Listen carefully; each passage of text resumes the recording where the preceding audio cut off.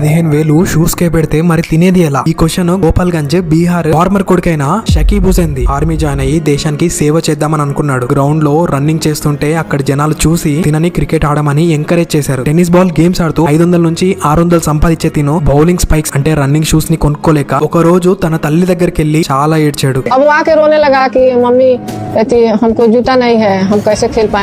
గొప్ప తల్లి బంగారం అమ్మి మరి నా కొడుకు క్రికెటర్ అయితాడు అని చేసి చూపించింది. సయ్యద్ ముస్తక్ అలీ ట్రోఫీ 2 మ్యాచ్లకి 4 వికెట్లు తీసుకుని సిఎస్కే దృష్టికి వచ్చాడు. సిఎస్కే ఫస్ట్ టైం తినకి నెట్ బౌలర్ గా ఛాన్స్ ఇచ్చారు. 2024 లో కేకేఆర్ 20 లక్షలు పెట్టి తినని కొనుగోలు చేసింది. అయినా కానీ ఒక్క మ్యాచ్ కూడా తినకి ఛాన్స్ ఇవ్వలేదు. అంతేకాక రిలీజ్ కూడా చేసేసింది. అందరూ అనుకున్నారు తిన కెరియర్ ఇంకా అయిపోయింది అనేసి. కానీ షకీబ్ హుసేన్ ఓటమిని ఒప్పుకోలేదు. 154 స్పీడ్ అయితే కుదరదు, 150 స్పీడ్ వేసి చూపిస్తా స్పీడ్ అయితే అచీవ్ చేశాడు. కానీ 2025 ఆప్షన్స్ లో తినని ఏ టీము కొనుగోలు కూడా చేయలేదు. మన ఎస్ఆర్హెచ్ కావ్యమారన్ 2026 లో 30 లక్షలు పెట్టి తినకి ఛాన్స్ ఇచ్చింది. ఇంకా రెస్ట్ హిస్టరీనే.